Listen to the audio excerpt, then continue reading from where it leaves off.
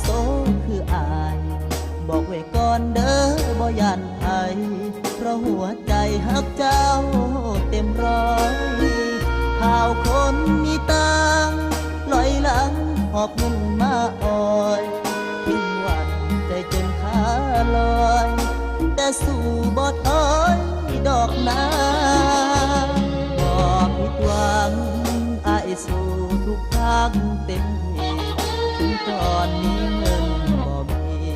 สิหาวิธีสู้บ่ลาร้าง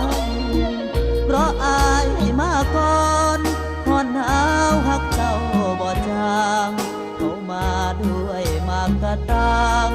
ขอนางอย่าได้อ่อนแอซอยบอกพ่อแม่เห็นแก่ฮักแท้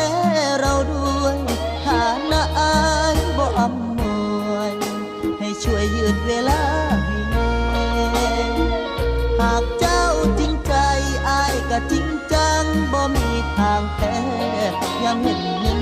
กชายเท่าแก่บอกพี่แม่อย่าเฝ้าตาโต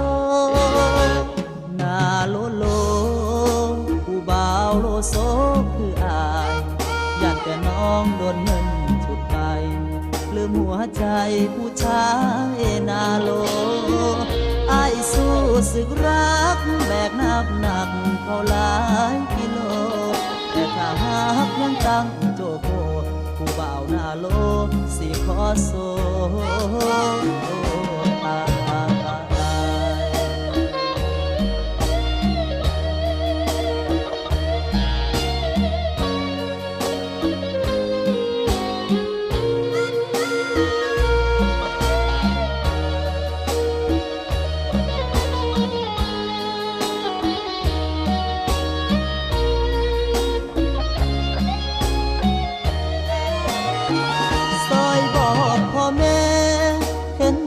ฮักแท้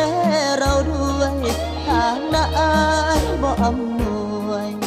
ให้ช่วยยืดเวลาให้แน่หากเจ้าจริงใจอายก็จริงจังบ่มีทางแพ้ยามเห็นลูกชายเขาแก่บอกอีแม่อย่าเฝ้าตาโตหน้าโลโลผู้บ่าวโลโซคืออายอยากแต่น้องโดนเงินฉุดไปลืมหัวใจผู้ชายหน้าโลอายสู้สึกรักแบกนับหนักเขาหลายกิโลแต่ถ้าหากยังตั้งโจโกผู้บ่าวหน้าโลสิขอโซ